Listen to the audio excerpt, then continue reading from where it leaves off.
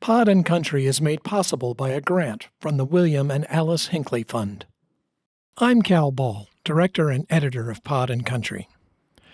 Our two previous episodes gave us a firm grounding in both theological and historical ideas, animating Unitarian Universalist thinking and actions in the fight against oppression and tyranny as we build the beloved community in which we all want to live. With this episode 3, we move out into the world and into our communities. We seek to listen and learn how best to support the heroes and saints among us on the front lines of resistance and explore how we can take action in service of those least able to defend themselves against systemic injustice. Thank you for listening. We ask only that you spread the word to your neighbors and larger community as we join together and get ourselves into some good trouble. Let's get started.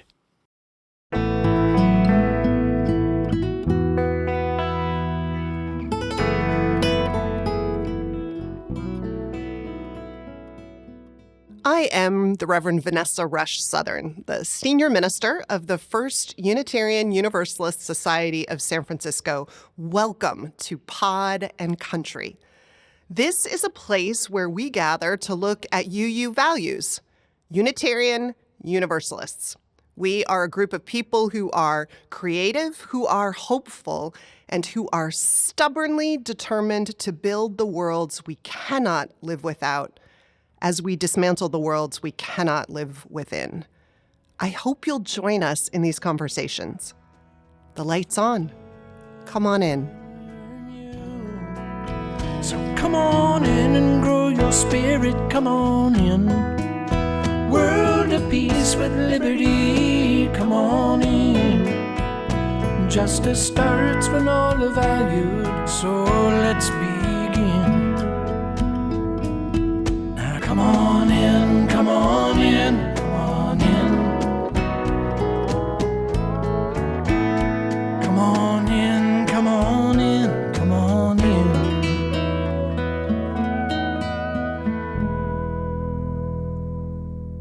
I'm Mike. And I'm Mari. And welcome to Pod and Country, An audio magazine for the spirit. It's like 60 Minutes without the frivolous $20 billion lawsuit. With each episode, we will have a feature interview. We'll have our State of the UUnion segment. We'll have music and comedy and a final reflection by Rev Vanessa Rush Southern. We want to start a conversation based on common core values that we believe are held dear by the majority of us. These values include equal justice, the democratic process, and a basic empathy for humanity. Today's episode is going to focus on equity and fairness. Equity. That's considered a naughty word these days, isn't it? Like George Carlin's 7 dirty little words. And I memorized them in high school. I can say them all. They're Whoa. If folks don't know them, they can Google them. All right, but nowadays, the current administration has their own list of dirty words that they've scrubbed from government websites. Words like peanut butter, indigenous community, and pregnant persons. Oh my gosh. They've also banned any mention of the words diversity, equity, and inclusion. I mean, really, who has a problem with diversity or equity or inclusion? Right? Or peanut butter. Crunchy? I could understand maybe. Our main interview focuses on the importance of equity, which means fairness, which is why this administration wants to shut the word down. Reverend Vanessa Rush Southern will be having a conversation with Adrian Tirtanadi, the executive director and founder of Open Door Legal. Open Door Legal is pioneering a system of universal access to civil legal representation. Their major focus is providing low-income folks who are facing wage and asset theft with access to legal representation. Their own research has shown that universal access is the most cost-effective way to address poverty and homelessness. Let's get started. Here in conversation is Reverend Vanessa Rush Southern and Adrian Tirtanadi. Adrian, it is so great to have you here with me today. Thank you for making time and taking time to be here on Pod and Country. I'm so excited to be here. Thank you for inviting me. Well, we have a lot of questions to ask you, but we want to start way back at the beginning. And so tell me about the journey. So what does it mean? You started, and how long has it been in existence, and what has that been like? Well, I wrote this business plan, this like 40-page plan, and I took that to law school and I passed out the plan to everyone I met, including the dean, and pretty much everyone thought I was crazy. I graduate, and I tried to raise money, but it was kind of a disaster. So I ended up going to like 300 or so local businesses, getting them to donate excess inventory, and then I sold that for $8,000, and I used that to start the org. Our first year we had. That's scrappy, I just want to say. I think that that's the encyclopedia entry of scrappy. Yeah, I just wanted to give it my all because everyone was telling me that it couldn't be done. But I thought, well, maybe they're true, maybe they're right, maybe they're not right. We're only going to know if I, put my full heart into it. Yeah, so the first year we only had a budget of like $35,000, and so me and my co-founder made minimum wage, and my wife and I were living at like a 100-square-foot apartment at the time. We like sharing a twin bed, and basically we almost never had more than 2 weeks of cash. So I was just like kind of sitting and praying for funding every week. Our second year, I was able to grow the revenue to over $100,000, and then our third year to over $400,000, and then our fourth year to, I want to say like $700,000 or $800,000.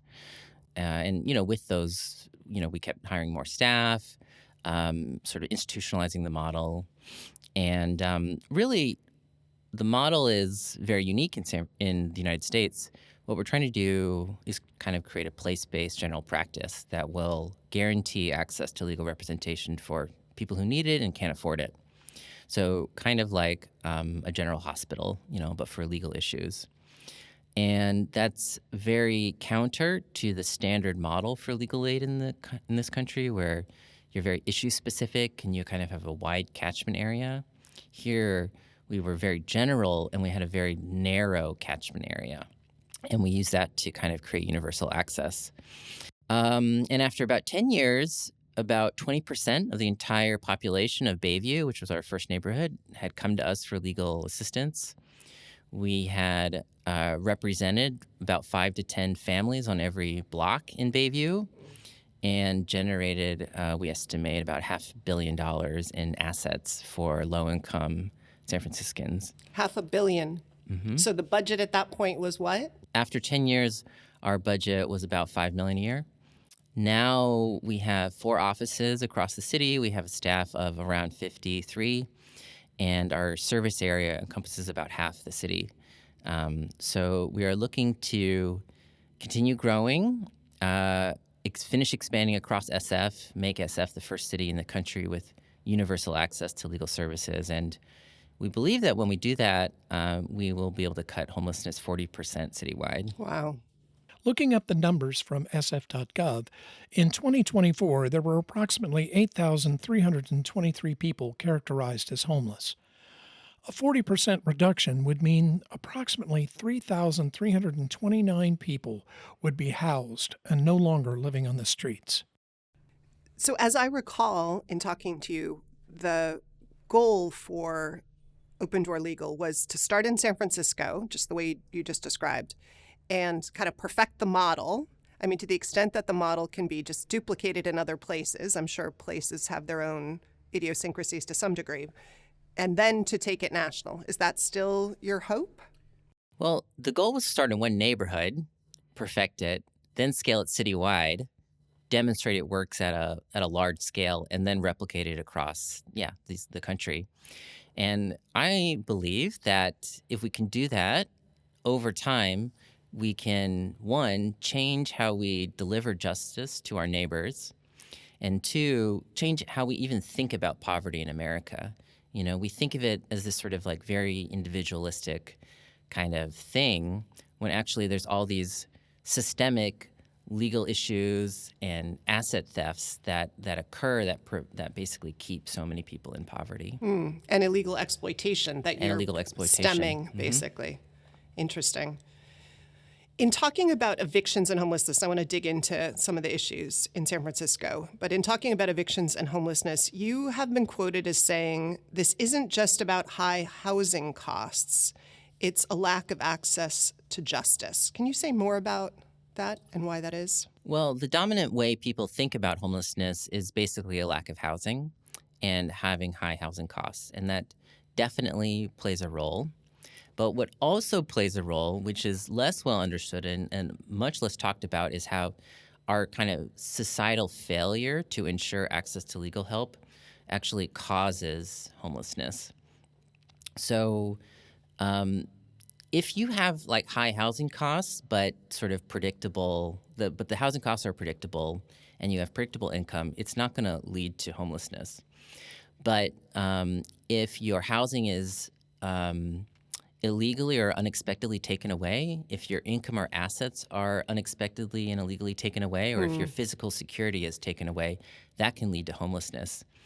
And, legal services can address all of those issues. And the way things work in the U.S. and especially California, when people have those issues and try to get help, they will more than likely not be able to get help. And that causes them to become homeless. And where would they normally go before Open Door Legal to get help? Well, there are over 20 legal aid orgs in San Francisco alone, but they're all operating at a pretty small volume relative to the need.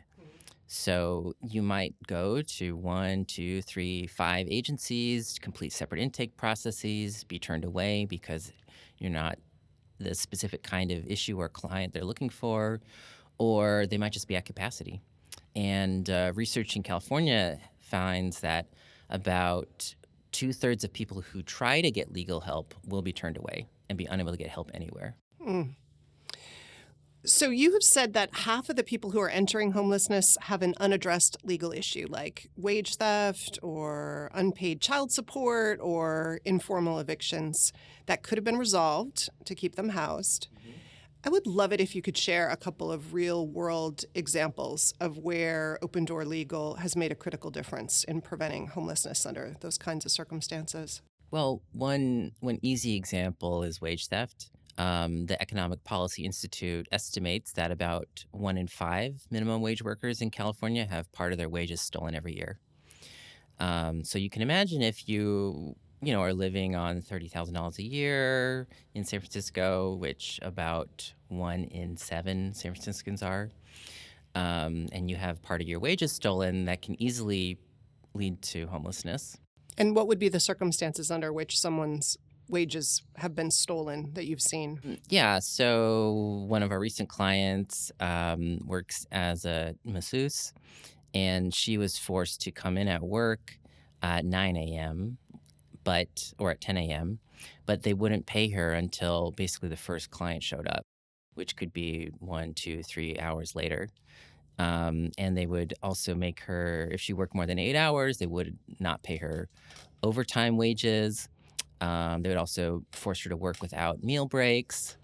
So, she lost tens of thousands of dollars in unpaid wages because of these practices. And, these were like longstanding practices. So in that case, you would go in and help a client fight for the back wages that would allow them to pay their rent and stay in their housing. Correct, yeah.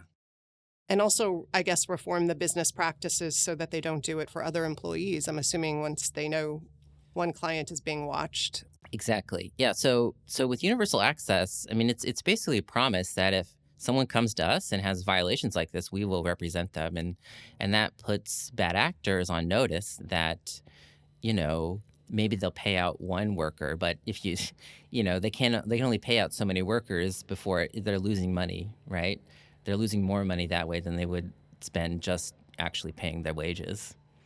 In doing this work, are you coming across instances where there are policy changes, larger legal practices that need to change that you only know about because you have clients coming to you with specific issues? Overwhelmingly, no. Overwhelmingly, people are protected by the current laws. But laws don't enforce themselves. You need a lawyer to enforce your civil rights. So our collective failure to provide lawyers to low-income people to enforce their civil rights means that they effectively don't have contract rights and property rights and family rights when you're poor. So, yeah, I mean, it's so frustrating to see so many people with a clear solution, legal solution to their problem, and just be unable to get help anywhere, and then end up on the streets where we will then spend 20x more, in various programs to get them into housing or get them into shelter or address other issues, right? Not to mention the long-term costs, right? To health, the trauma to, if they have a family, the trauma to the children, the loss of educational continuity. Yeah, all I mean, of that nobody thinks of it this way, but we would rather spend money addressing trauma than preventing it. And what do you think that's about?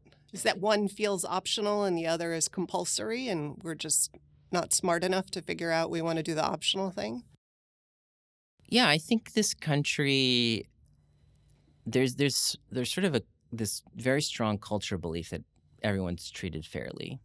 And if you believe everyone is treated fairly all the time, then it's hard to see why anyone would need legal help, right?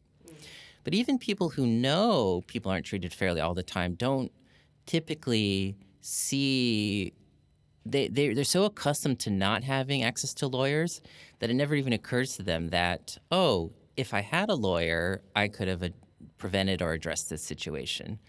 And so it's kind of just gets missed, essentially, in the national conversation, I would say.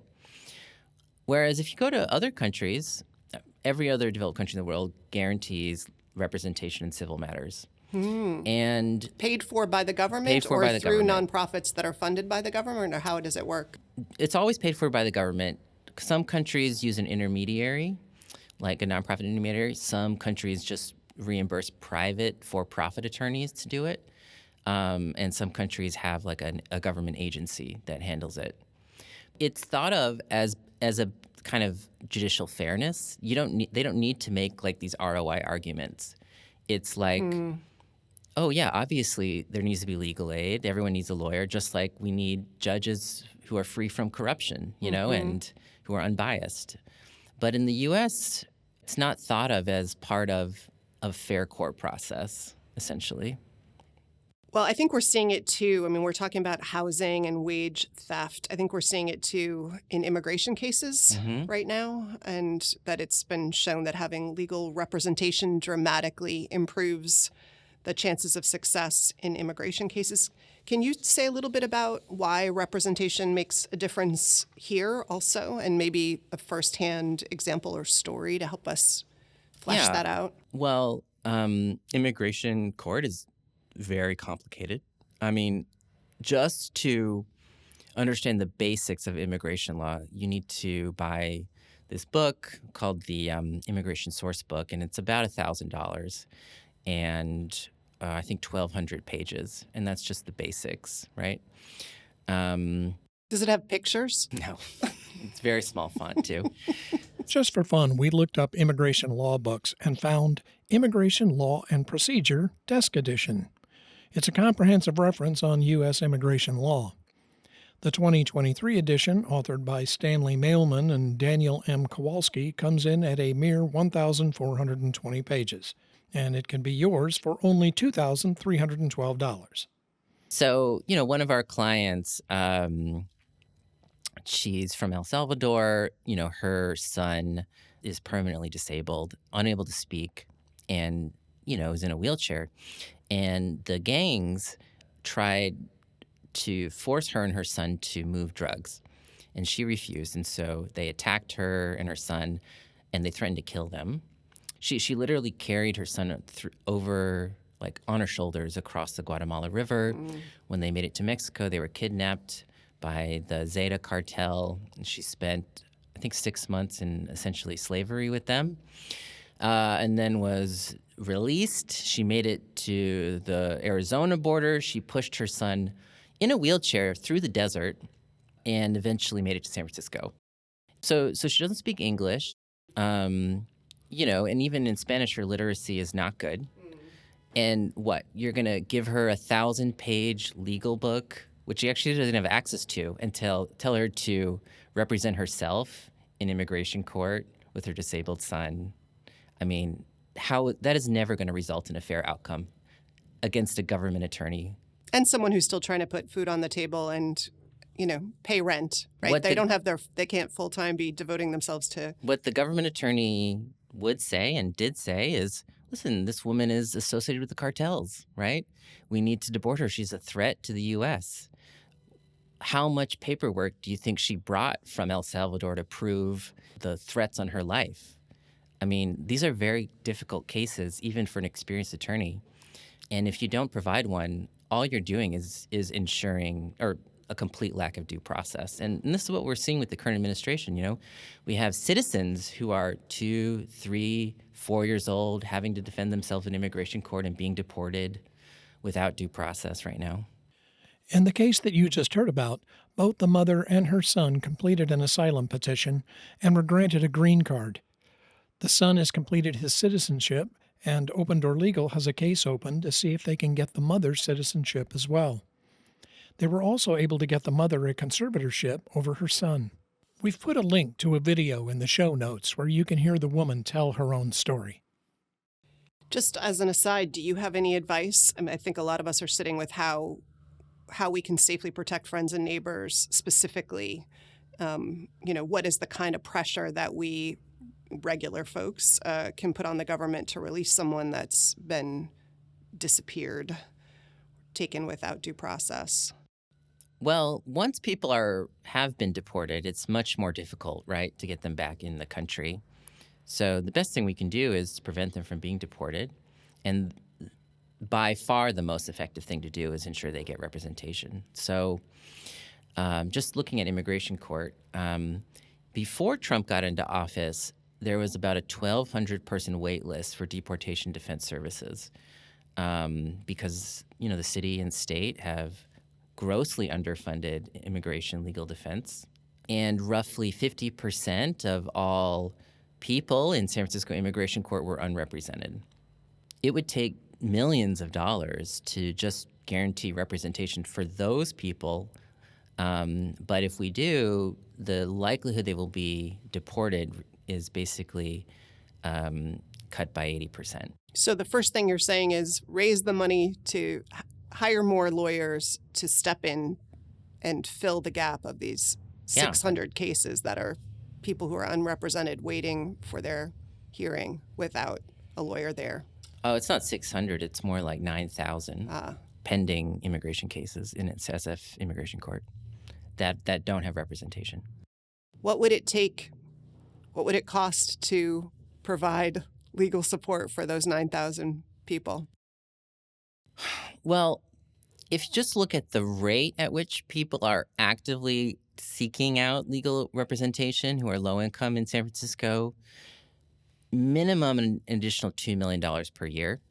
But if you want to also address the backlog or any increase in deportation under the Trump administration, I would say $4 to $6 million a year, which I don't think sounds like a lot, but has been, more than the city and philanthropic sector has been willing to do. Can you say a little bit about what's happening in San Francisco right now around some of the legal aid monies? San Francisco is projecting a budget deficit, roughly $400 million a year. In addition, up to $1 billion a year in federal funds are at risk of being lost. So the mayor has ordered each department to cut about 15% of its budget, and with a few exceptions, like the police department is not being asked to cut money. And because there's no one department whose primary mission is access to justice, but many departments who fund it as a subsidiary activity, many departments are basically cutting legal aid so that they can preserve money for what they consider their core mission. The Mayor's Office of Housing and Community Development, which is an agency that manages a lot of legal aid funding in San Francisco, has proposed to completely eliminate all funding for what they call general civil legal services. That would have a devastating impact on us, on the other legal aid providers in the city, and ultimately the people of the city. So right now, what is the best way to fight to have not just the money restored or maintained in the budget, but also find ways to increase it, given what we're seeing as the challenges, particularly for those of our immigrant neighbors? Well, I've brought data to the mayor's office. We have a great experimental study to show that Open Door Legal prevented one person from becoming homeless every 2.4 days for about 1/6 the cost of the next sort of cheapest alternative. And we've brought dozens or hundreds of testimonials to our elected officials, but no word yet on if they're going to restore the funding. So if data and testimonials from beneficiaries don't work, we need to they need to start hearing it from, other constituents. So I would encourage everyone in San Francisco to contact their elected officials and insist or demand that they not just restore the funding for legal aid, but increase it. Any idea about when the deadline is on the vote for that? The city will make a final decision on the budget by June 30th. Okay, so then let me ask another question, which is how can listeners who want to help, other than weighing in on the city's budgeting decisions by advocating to their local representatives and supervisors who will vote on it, what's another way that people can get involved and what's another way they can support the work? Well, you can always donate, opendoorlegal.org/donate. But another great way to support us is just to spread the word. Tell your friends, neighbors, congregants about the importance of access to justice and how if we imagine a society that ensures access to justice, we actually reduce all of these downstream costs. We reduce the money we need to spend on shelter and on emergency room services and on police services. It's so efficient because it's upstream, because it prevents trauma rather than reacts to it. Is there any reason to do this work other than it's so economically efficient to do it? Well, in our case, the ethics coincide with the economics. You mentioned wrongful foreclosures. I remember one of our clients who was an elderly widow and was living in a home that her husband had bought with her like 25 years prior, and he had died. And she worked as a cleaner and spent 60% of her money on this mortgage and principal and interest. And at some point, she had trouble keeping steady work, fell behind on her mortgage, and the bank, rather than work with her, moved to immediately foreclose on the property, did not tell her about the foreclosure, sold it for $50,000 and 1 penny, which was 1 penny more than her outstanding principal, in a sort of no-bid auction. And they sold it to an investment group who then immediately moved to evict her from the premises. And so she learned about this because she got a mail in the check for literally 1 penny to represent her 25 years of investment in this property. Wow. And I think we would call that evil. Well, we actually did get emails. We recovered emails through discovery from the bank, and some employees had flagged this. And the senior vice president of the bank said, go to sale, She comes to us about to become homeless. She has no other family in this area, and she has a disabled daughter with her. And, we file a wrongful foreclosure action. This goes into litigation for about 2 years, but we eventually win. We get title back in her name. We get damages such that she can pay off all of the outstanding mortgage and all of her outstanding credit card debt. Then we end up fighting with the city because the city claims a, quote, taxable event has occurred because of the title they claim a title transfer had occurred. So we have to then spend another year. They tried to triple her property taxes. So we spent another year basically trying to reverse that. We were successful with that. And then we wrote a trust so she could then pass off this house to her daughter. As we mentioned, a study showed that 84% of foreclosures in San Francisco are done illegally, like this one. It's a clear example of asset theft. And what's also clear is without Open Door Legal, or an institution like us, there's no way she could have At been each of those successful. junctures, at each of those junctures. There's no way she could have been successful against the bank Yep. or against the city. Yep.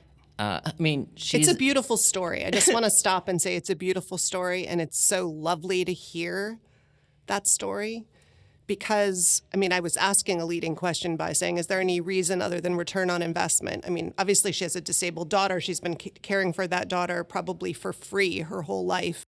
And the reason we do it is because she's a neighbor. She's a right? neighbor. We love our neighbors. We want them to be okay. And I would say, even if you're not motivated out of a love your neighbor, sort of theology, America, one of our favorite words, whether or not we live into it or not, one of the things, cherished values, is fairness, right? When you do studies of what Americans share in our values, it's this notion of fairness. And what you're describing in all these cases is an instance, all these instances where fairness is not being lived into. And I think most people can feel in their bones that we all have a right to fairness.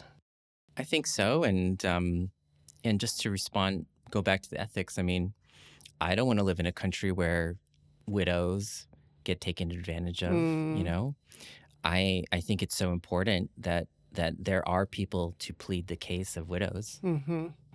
I mean, frankly, we may all be widows or widowers, vulnerable in our lives, right? I mean, even if you want to be selfish, I mean, we don't want to live in a world where that's the case for other people because we have hearts and conscience. But also, you create a world that no matter where you're placed in it at any time in your life, it's a place you want to live. Yeah. Yeah, so that's why I feel so strongly, because I know the data, but I know the clients and the stories, and I know what's right. I want to thank you so much for all your work. I know we could talk more about it, and maybe we will have you back to do part 2. And I just want to thank you for holding us accountable through your example for the world that we all do want to live in, and asking us to help make it possible, and thinking of you selling donated property and living off 2 salaries at $35,000 a year and all the sacrifices. Well, I guess we have modern saints and they come in lots of forms. And thank you for being one of those among us here in San Francisco. And hopefully we will take it to the nation. It sounds like it's worth all of our investments of heart and treasure and time. Thank you so much. Thank you.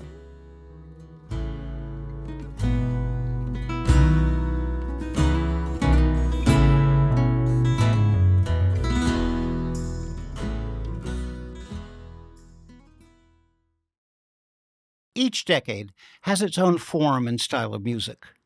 When we think of the 60s, we think of protest as the music that shaped and reflected the times. From Lennon to Dylan, music headed the charge to speak out against injustice and rally the world to action. In these times, protest has been muted until recently. Bruce Springsteen, as we all know, has drawn ire pointing out injustice that is happening now. This cry has been echoed by other musicians such as Neil Young and Bono. Now is the time for other artists to step forward and name the injustice that surrounds us.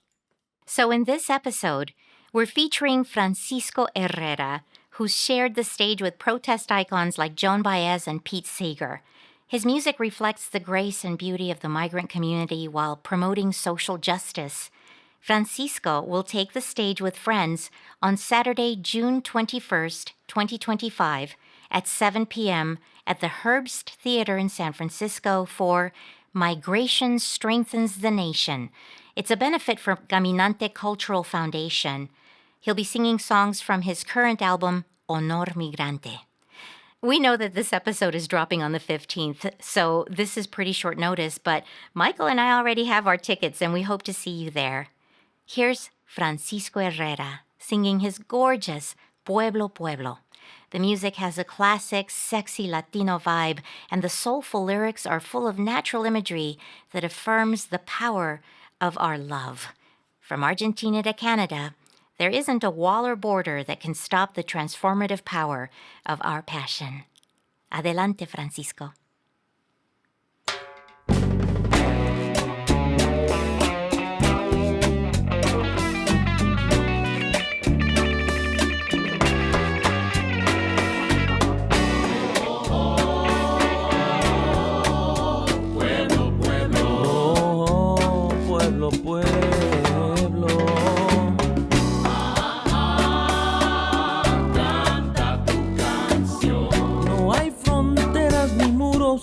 Detengan tus ganas de amar. Pueblo, sigue adelante, caminante. Oh, oh, oh. Sigues cruzando las fronteras y los valles, los desiertos, los ríos, cerros y canales. Solo tú sabes lo que has tenido que sufrir y así persistes construyendo un porvenir. Pueblo, desde Argentina hasta Canadá. Canta tu canción. Canta tu canción, pueblo mío.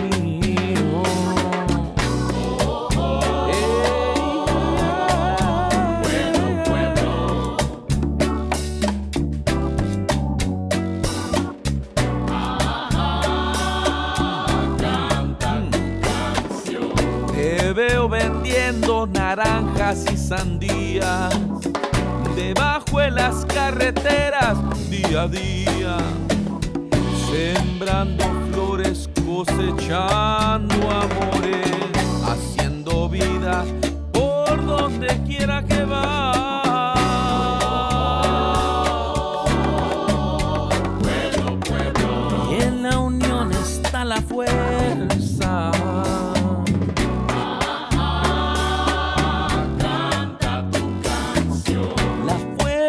Que este mundo cambiará.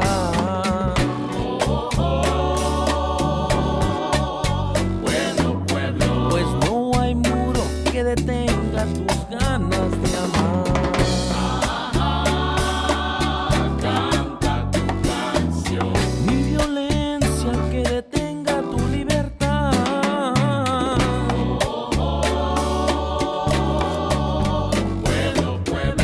Como el viento, como el agua, regresas a tu hogar. Canta tu canción. Pachamama, Gran Anagua, Turtle Island, Aztlán.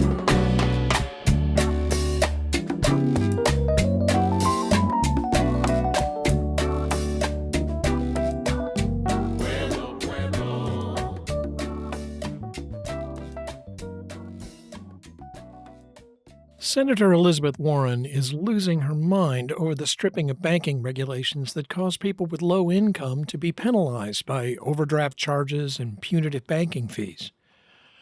Earlier in this episode, we heard a story about a banking institution illegally foreclosing and selling a widow's home to a private equity firm, putting her through 2 years of litigation.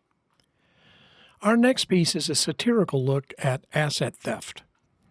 Asking yourself what's so funny about asset theft? Nothing. But we know that satire is one of the most powerful tools in fighting oppression. In this spirit, here's Mike and Mari in a sketch they wrote called Too Big to Fail. Welcome to Gulf of America Bank, formerly Security Pacific, formerly Hibernia, formerly the Money Store. Gulf of America. Este vato. What is up with you guys? I tried to call, but was put on hold for over 3 hours, and you've closed every branch in the city except this one, and I had to take 3 buses to get here. That's great. Would you be interested in taking a brief customer survey to rate my service? You mean at the end of the transaction? No, now. But we haven't even started yet. How may I help you? I have questions about some charges on my statement. All right, well, let me look at your account. Oh, no. What? ¿Qué pasa? The bank, it's about to fail. I need $20 quick. Why do you need $20? Oh, the China tariffs. The stock market just fell 700 points. Oh, we need an immediate influx of cash. We need $20. All right, but it's my last 20 in cash. That was close. Too close. Now, about me and my state. Oh, there's no time for that. I need $50 now. I just gave you 20. But it's the big, beautiful bill. It could increase the United States deficit by trillions. Oh, no. We've been downgraded by Moody's. I need $50. ¿Quién es este Moody? Who's Moody? Why does he need $50? This is terrible. I see financial ruin. I see dogs eating dogs in the streets. I see cats eating dogs. Oh, if someone had only $50. I love dogs. Oh, take the money out of my savings. I already did. Oh, no. Oh, I need another $20. Now what? Is there a problem with the tariffs? Is it China? Is it Apple? Is it Tim Cook? Does he need $20? No, I need a bonus. Who can live on $12 an hour? Okay, ya basta. That's enough. I want you to take a look at my account right now. I've been charged a $35 convenience fee. What's that for? For your convenience. Oh, there's nothing convenient about the bank taking my money for nothing. It's not for nothing, silly. It's an ATM usage fee. I thought you dropped that fee. We did. The $30 fee is applied for not using our credit card instead. But you won't give me a credit card. Hence the fee. Well, what about these other charges? Like this one, right here. Oh, I am sorry. I'm going to have to charge you for asking that. You only get one complimentary question per month. Let me look at that account now. Oh, that's too bad. What's too bad? Well, that last charge caused your account to be overdrawn. Your account has been closed. Close? Kitchingao, can't you help? You've heard of too big to fail? Yeah? You're too small. What?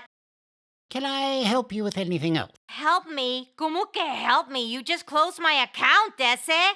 Never mind, I'll go to Big Lou's payday loans. You do realize they're going to charge you a 27% interest fee? I know it's 27%. You closed my account. What choice do I have?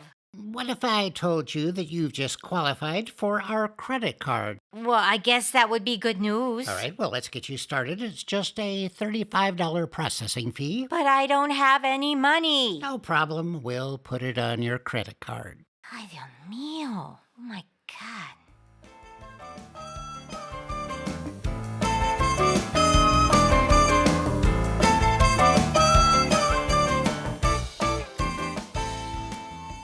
In each episode of Pod and Country, we like to include a segment called State of the UUnion. In this segment, we talk to other UU churches located in more conservative areas of the country in order to gain a better understanding of what is happening and how our sibling congregations are thinking about and acting within their community.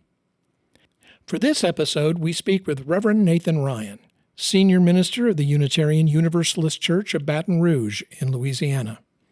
Reverend Ryan served as their associate minister from 2012 to 2020.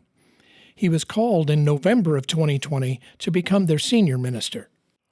He received his Master of Divinity degree from Meadville Lombard Theological School in Chicago. Nathan was ordained by the congregation in 2013, the church's first ordination in its 61-year history. We'll hear from Reverend Nathan that as we navigate the current social landscape, a discussion about shared values can't be had without also comprehending what can be profound cultural differences, even between the collection of so-called conservative states. Reverend Nathan Ryan, thank you for joining Cal and me today for State of the UUnion. It's a real pleasure to have you with us today. Sure. Well, I'm glad to be on your first season of the podcast. It is. Yeah. So I'm in the pilot season, which is great. Tell us a little bit about the Unitarian Church of Baton Rouge, its congregation. Just give us a little picture of y'all. So it is a church that is about 400 members. It is the largest church between Atlanta and Dallas. Which is interesting. It's 74 years old. So the oldest Unitarian church in the South is in Charleston, South Carolina, and the oldest Unitarian Universalist church in the South is in New Orleans. So we're right in the midst of the fellowship movement, which was a movement in the 50s and 60s to start churches. The fellowship movement, specifically within Unitarian Universalism, was a lay-led growth strategy that started in 1948 and lasted until the mid-1960s. It involved establishing small, independent congregations with a minimum of 10 lay people who shared Unitarian beliefs and made an ongoing financial commitment. These fellowships, often in locations where a traditional church and a minister was unlikely, aimed to expand the UU movement and introduce it to new communities. It's a church that's probably about 50% people from Louisiana and 50% transplants. It is remarkably diverse by UU standards, but not at all diverse by the demographics of the city. It is more economically diverse and slightly more politically diverse than people might think. It's a church that's not afraid of God. We don't have a belief requirement, but no UU church that I know of does. But they don't kind of run away from God in the same way that other churches have seen. They're incredibly trusting, not just of the staff and the ministers, but of the leadership. And they're very generous with each other. So when we were talking prior to recording the interview, we had a chat about thinking in terms of red and blue, conservative and liberal. Could you say a few words about that? So, I'm from Louisiana. I've always been from Louisiana. And the reason I'm so hesitant for me to use red and blue, there's a Unitarian Universalist articulation and then more of a larger articulation. So the larger is my whole ministry is figuring out what's happening in Louisiana, which is a very, very complicated place. And the reason people here, this is going to be a deep dive, so just stick with me. Sure. A lot of Louisiana's culture and identity is entirely derived from enslavement and from the whole plantation mindset. So in Louisiana, for the most part, and there's regions that are different, but you had the enslaver and you had the enslaved, and then you had white people in the middle who had to decide who to align themselves with, the enslaver or the enslaved. And so most of the politics in Louisiana consists of votes of people who have many of their rights taken away and people who have a lot of rights. And then the people in the middle who have a vested interest in aligning with the enslaver rather than the enslaved to save their own life. In Louisiana, often white people are told, behave this way or else we're going to treat you like we treat Black people. And so there is a vested interest for white people to vote the way that those with power would vote. And so I understand why white people may vote a certain way in Louisiana. I'm not justifying it. I'm just saying I understand it. White people in Iowa or Idaho or Maine or Arizona, they have a totally different reason that they would vote a certain way. And I'm not there. And so so the needs of a red voter or a blue voter in Louisiana is fundamentally different than those needs of someone in Utah, for example, like the motivations for voting that way. I wonder, this is making me wonder if our beloved community hope, right, our aspiration, is really going to happen in like Paula Cole-Jones's idea of community of communities. Just a quick aside. A community of communities refers to a broader societal structure where diverse, smaller communities, each with its own distinct characteristics and identities, exist within a larger overarching framework.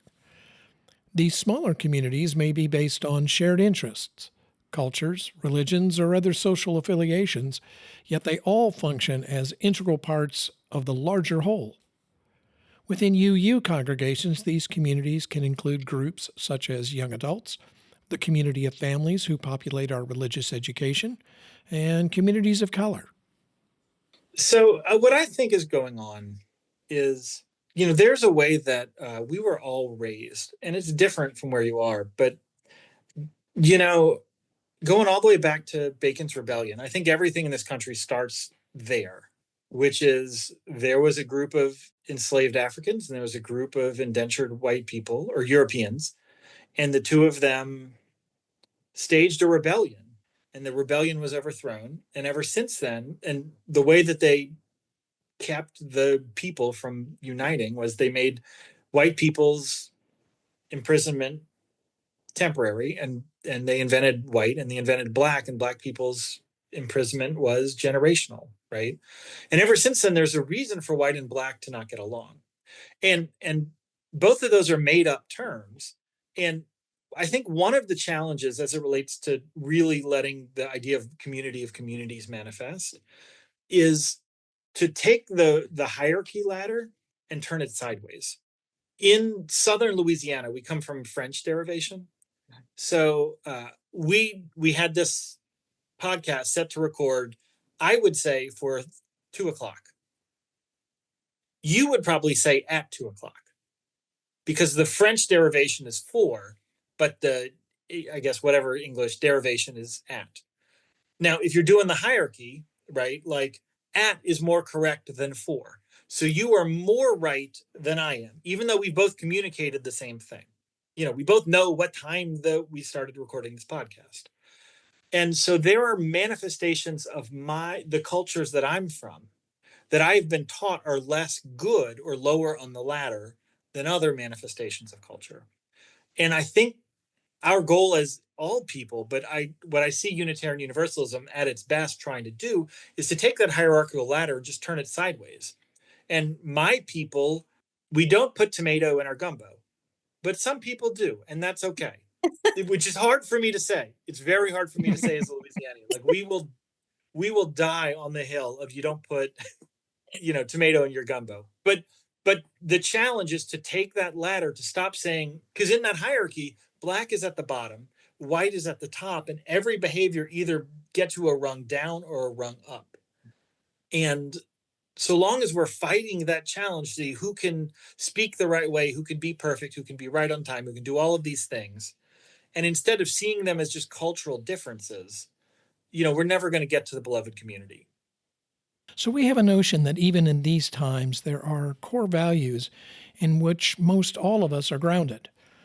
We've talked today about the importance of culture and the context it brings to the conversation.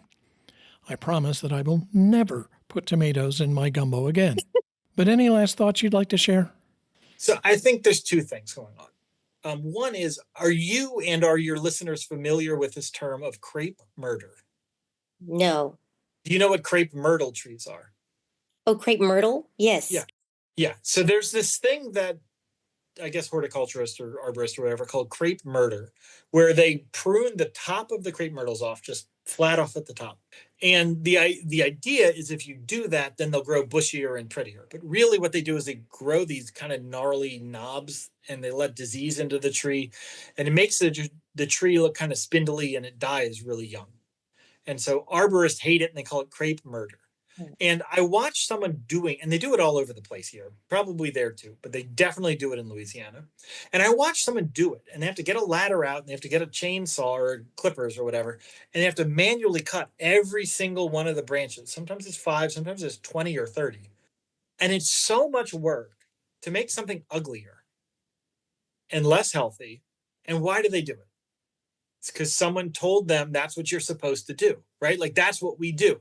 We do these things that are harder and expensive and a little bit dangerous, and make things less healthy and look uglier, because that's what we're supposed to do. And I'm not saying all religions are crepe murder. I'm saying that every culture has that within it, and a good church should always identify what is healthy within their culture and be countercultural to whatever is unhealthy.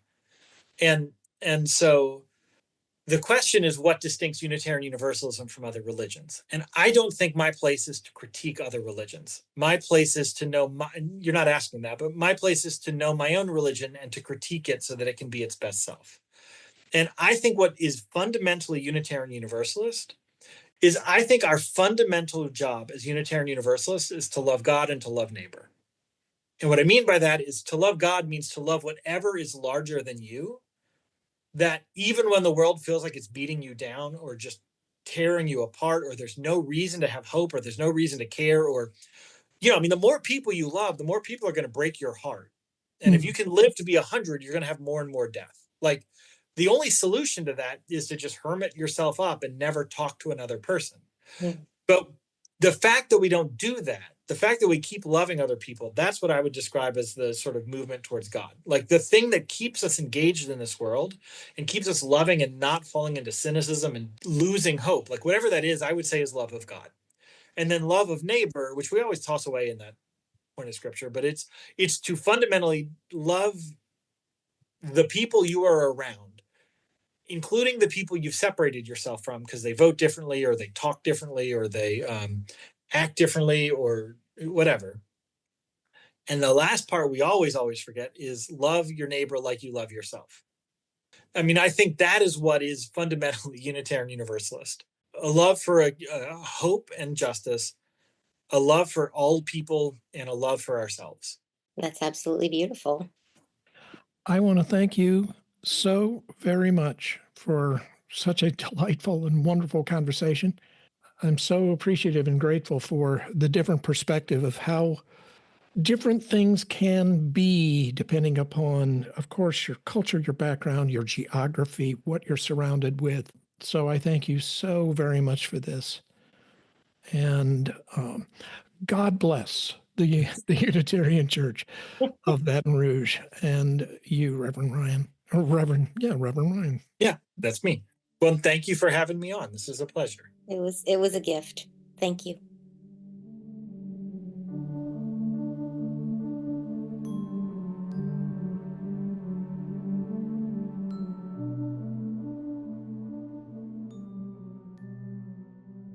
This is a segment we call The Dance, where we read poetry. Today I'm going to focus on a story that I'd like to tell you. I don't know how many of you know this, but I am first-generation Mexican-American, and my family lives in South Texas. One of my brothers moved into a historical section of town, and he knew that building codes would be strict, so he made sure to do research and pull up the deed to the house. In addition to building restrictions, they found something quite horrible in the deed, and I'm going to read you a portion of the deed that states it. This sale and conveyance is made, however, subject to the following covenants and restrictions, which form a part of the consideration for this conveyance. 1. That neither the grantee nor any subsequent owner of said property shall sell or lease the same to any person of Mexican or Negro blood, except as domestic servants. 2. States the dimensions and placement allowed for any building erected on the property. 3. The grantee, for himself, his heirs and assigns, agree to the above and foregoing conditions and restrictions, and further agree that in the event any such conditions and restrictions are violated with the owner's consent, that the title to this particular lot or lots upon which said violation is made shall revert to and become the property of the grantor herein, his heirs and assigns. The original owner is named in the deed. The uncovering of the deed's sickening covenant is not our first encounter with systemic racism, of course, but it doesn't soften the blow. No matter how prepared we try to be, it's impossible to have our guard up all the time.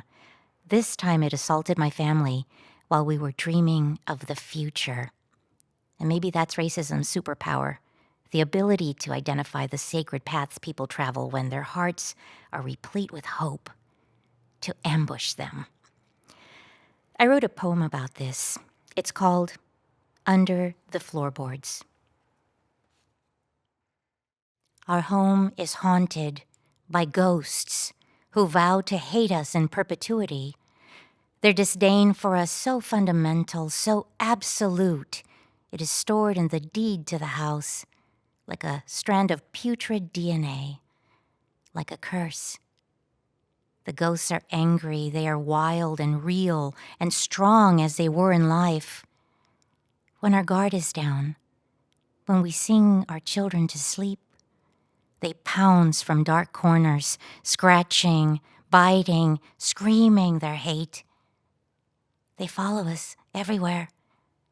I've seen them in the market.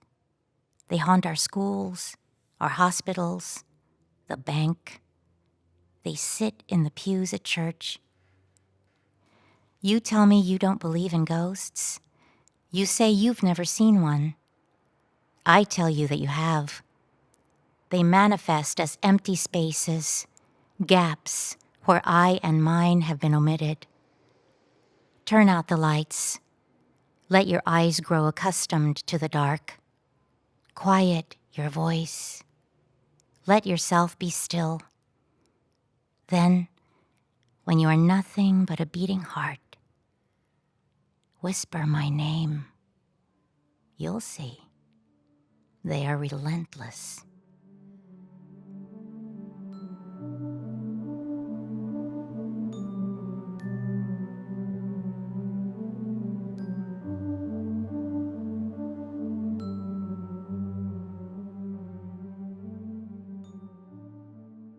Well, that's our episode. Bye-bye. Whoa, wait, we're not done yet.